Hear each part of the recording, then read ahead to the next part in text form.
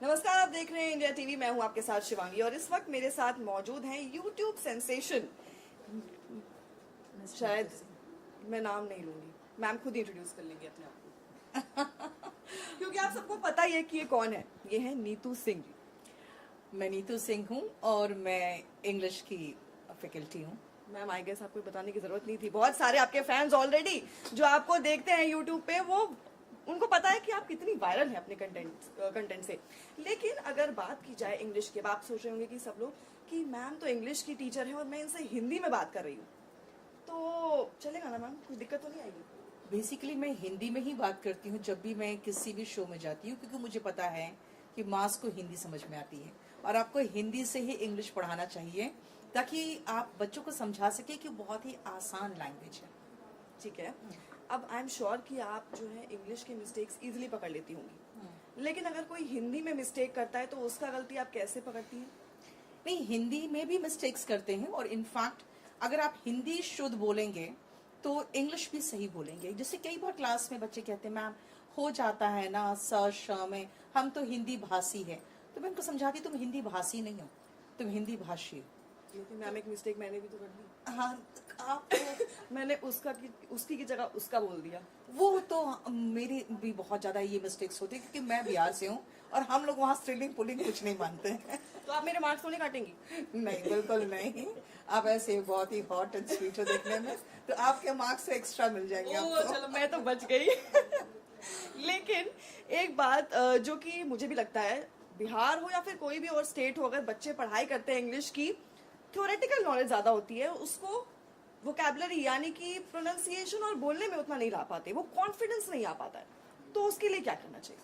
हाँ, मैं हमेशा बच्चों को समझाती हूँ, उससे क्लास में पूछती हूँ कि कितने लोग हैं जब मैं इंग्लिश में बोल रही हूँ तो समझ में आपको नहीं आ रहा है। बहुत कम लोग हाथ ऊपर करते हैं। फिर मैं पूछती हूँ कितने लोग हैं जो इंग्लिश बोल नहीं सकते हो, तो बहुत लोग हाथ ऊपर करते हैं। इनफैक्ट आप अपने कान को ट्रेन कर रहे हो, अपनी आंखों को ट्रेन कर रहे हो, लेकिन आप जब हिचकते हो बोलने में तो आपकी जुबान ट्रेन नहीं हो रही है।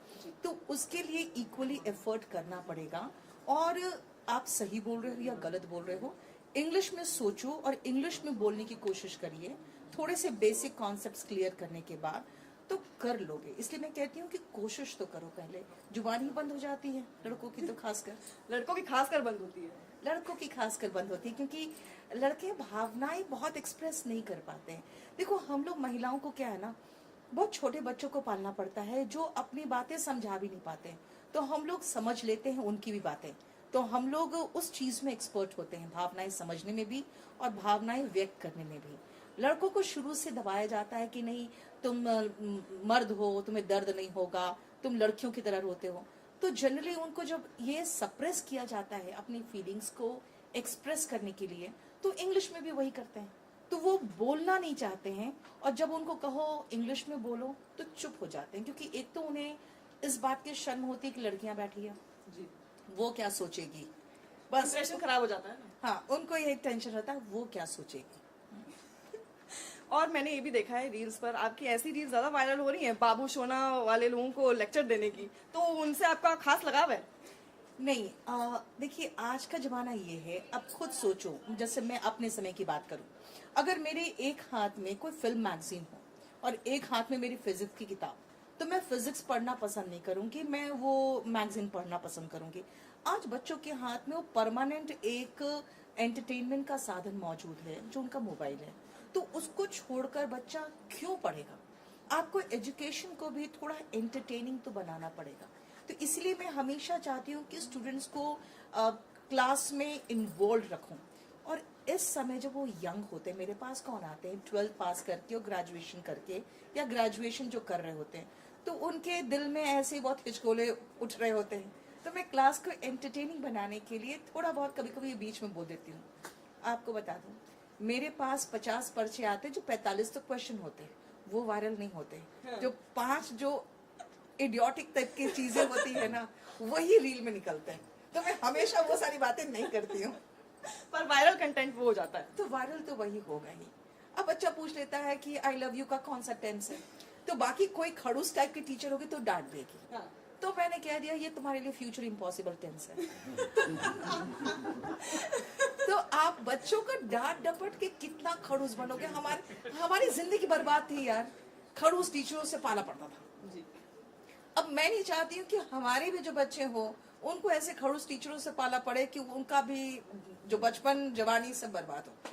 तो मैं कोशिश करती हूँ एंटरटेनिंग तरीके से पढ़ाऊं, ताकि बच्चा पढ़े भी, क्लास में वो बोर भी ना हो, और मैं जो चाहती हूँ रिजल्ट वो मुझे मिल जाए। मैम, एक और बात है, जब हम स्कूल में पढ़ा करते थे तब ऑलमोस्ट सभी लड़कों का इंग्लिश टीचर पे क्रश तो होता ही था। क्या आपके टाइम पे भी ऐसा हो रहा है? नहीं, देखो होता था, लेकिन कोई लव लेटर आपको अभी तक मिला है? नहीं, बहुत मिला है, वो तो पहले की बात है, बहुत मिले हैं। अब तो खैर सारे बच्चे मेरे बहुत ही छोटे हैं अब मुझसे। तो वो जब मैं 30 मैं कह सकती हूँ अराउंड 30 थी, तो मुझे लगता है उस समय मिलते थे, क्योंकि बच्चों को लगता था यार ठीक है हमसे 5 साल ही तो बड़ी है।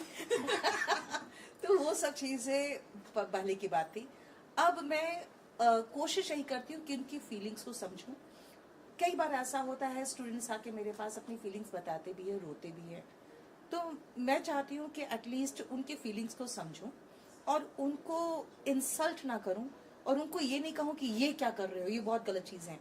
वो सारी चीज़ें नॉर्मल है, इंसानी है, तो मैं समझ सकती हूँ। तो जब स्कूल में कभी लव लेटर्स आते थे तो कैसे टैकल करती थी आप? अरे मैंने क्या अपनी इंग्लिश जिंदगी सुधार देती थी? मैंने अपनी जिंदगी अपने हाथों बर्बाद की है। मैं आपको बताती हूँ, जब मैं कॉलेज में थी फर्स्ट ईयर में, तो मुझे एक लव लेटर मिला था। उसको लगा ये कॉन्वेंट की लड़की है तो उसको इंग्लिश में लेटर लिखना चाहिए। उसने इंग्लिश में लेटर लिखा और बहुत गलत लिखा था। मैंने सारे करेक्शंस करके दूसरे दिन उसको वापस कर दिए। जब मैं उसे दे रही थी, उसे लगा शायद मुझे अपने लव लेटर का जवाब मिल रहा है। उसका चेहरे में इतनी अच्छी खुशी थी, फिर उसके बाद वो लड़का नहीं दिखा। तो मैंने अपनी जिंदगी खुद अपने हाथों बर्बाद की, मैं क्या बताऊं। उनका भी फ्यूचर इम्पॉसिबल। उसको दिखा ही नहीं कभी। अब आगे बढ़ते हैं। YouTube पर आजकल हर कोई ज्ञान देता है, हर कोई टीचर बन रहा है। ऐसे में रिलायबल कंटेंट कैसे है, ये बच्चों को कैसे पता चलेगा? बच्चों को नहीं पता रहता है।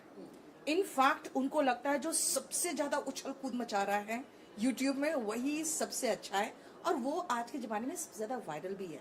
इनफैक्ट मैंने ऐसे हिंदी के टीचर्स को भी हिंदी पढ़ाते देखा है जो तैयार का स्पेलिंग, क्योंकि हम लोग तैयार बोलते हैं तो आधा ता लगा के उन्होंने तैयार लिखा है। तो मैं समझ सकती हूँ, जब मैं 2-3 मिनट सुनती हूँ मैं समझ जाती हूँ क्या फिजिक्स पढ़ा रहा है और क्या हिंदी पढ़ा रहा है। लेकिन उनके वॉचिंग बहुत आते हैं, क्योंकि उनको पता है कि कैसे बच्चों को एंटरटेन करना है। तो अभी फिलहाल तो देखा जाए तो बहुत सारे कूड़े भी परोसे जा रहे हैं in the form of education, और बच्चे उन्हें एब्जॉर्ब कर रहे हैं, क्योंकि उनको खुद ही नहीं पता है कि हमें पढ़ना क्या है। अगर आप एक कॉन्वेंट प्रोडक्ट या एक पब्लिक स्कूल के बच्चे को देखोगे तो वो 15-20 मिनट में पकड़ लेते हैं कि ये टीचर कुछ गलत पढ़ा रहा है। लेकिन जो शुद्ध ऐसे जगह से हैं जहाँ आपका एजुकेशन बहुत अच्छा नहीं है, तो वो उनको एब्जॉर्ब कर रहे हैं। तो मुश्किल है कंटेंट्स, लेकिन मैं मानती हूँ कि जो ऑफलाइन के टीचर्स हैं और जो अभी ऑनलाइन आए हैं, ठीक है बहुत एंटरटेनिंग तरीके से नहीं पढ़ाते होंगे, लेकिन उनके पास कॉन्टेंट्स, तो वो देखना चाहिए। बच्चों को एक्सपीरियंस देखना चाहिए टीचर का। मैम, आप लॉ से ट्यूशन सेक्टर और टीचिंग में आई, क्या हमेशा से यही सपना था आपका? नहीं, मैंने कहा ना, मैंने अपने हाथों खुद बर्बाद किया है। इनफैक्ट जब मैं लॉ कर रही थी तो मेरा इंटेंशन था कि आगे जाके मैं जुडिशरी की तैयारी करूंगी, क्योंकि दिल्ली में रहना बहुत, आपको पता है बहुत खर्च है। सेकेंडली जब आप लॉ कर रहे हो और आपका पिछला जनरेशन कोई लॉ में नहीं है, तो आपको स्ट्रगल करना पड़ेगा। मैं यहाँ पे सारे सीनियर लॉयर्स को प्लीज रिक्वेस्ट करती हूँ हाथ जोड़कर कि आप लोग जब भी किसी भी इंटर्न को रख रहे हो तो कुछ पेमेंट कर दो, क्योंकि अपने आने जाने की खर्च भी नहीं निकलते थे। बस इसी कारण से मैंने ट्यूशन पढ़ाना शुरू किया, और धीरे धीरे जहाँ आपकी कमाई होने लगती है आप उधर ही मूव कर जाते हो। तो मैं फ्रैंकली बताती हूँ, मैं इसलिए मूव किया था मैंने। तो आपने जब ये शुरुआत की थी कि आपने सोचा था कि आप इतनी फेमस हो जाएंगी, वायरल हो जाएंगी? नहीं, उस समय इनफैक्ट ऑफलाइन का जमाना था, तो ऑफलाइन में भी हमने बहुत नाम कमाया। उसके बाद ये सब तो कोविड के बाद ये सब ऑनलाइन हुआ, और मैं मानती हूँ कि आपको सिचुएशन के अकॉर्डिंग खुद को चेंज करना पड़ेगा, क्योंकि मैं भी बहुत सीरियस टीचर थी। फिर मुझे लगा कि नहीं, ऑनलाइन में आप उतना सीरियसनेस के साथ नहीं पढ़ा सकते हो, क्योंकि सबसे पहले तो बच्चों को रिटेन करना पड़ेगा आपको, ताकि वो फील करे कि हाँ मुझे देखना है। जैसे आपने देखा होगा अनिरुद्ध महाराज ने कहा था कि कोई आपसे प्यार क्यों करेगा। मुझे महसूस सही हुआ, बात। तो मुझे महसूस हुआ कोई आपको क्यों देखेगा। तो सबसे पहले आपको तो अपने व्यूअर्स को रोकना पड़ेगा, रिटेन करना पड़ेगा। वही चीज मैंने किया, तो मैंने देखा ज्यादा अच्छा रिस्पॉन्स मिला, तभी फिर मैंने बच्चों को बहुत अच्छे से एंटरटेनिंग तरीके से पढ़ाना शुरू किया। ठीक है, इंग्लिश की अगर बात करें, कौन से ऐसे 5 मिस प्रोनाउंस वर्ड्स हैं जो बहुत कॉमन है? मिस प्रोनाउंस वर्ड तो यही है, प्रोनाउंसिएशन लोग बोल देते हैं, जबकि वो है प्रोनाउंसिएशन। Pronunciation। उसके बाद एक वर्ड है जो मैंने लॉ में देखा था कि बहुत सारे लॉयर्स कहते हैं लीगल हियर, क्योंकि वो जो वारिस होते हैं उसको हियर बोल देते हैं, क्योंकि एच से शुरू होता है, वो एयर है और उसका सीधा होमोफोन है AIR से। फिर मैंने एक बार एक जज को देखा था, इंडिक्ट और इंडाइट, इनमें कंफ्यूज्ड, तो DICT को हम लोग डिक्ट कर देते हैं ना, तो इंडिक्ट कह देते हैं, वो इंडाइट है। और बहुत सारे वर्ड्स है, जैसे अब जैसे बिहार की बात करूं, वो लोग जितने श वाले वर्ड है सबको स बोल देते हैं। अब वो शुगर को सुगर बोलेंगे, तो वो एक तो ये बहुत ज्यादा है। उसके बाद जहां पर भी ज आएगा वो ज बोल देते हैं, जैसे इज वॉज पॉइजन, तो पॉइजन है, इज है, वॉज है।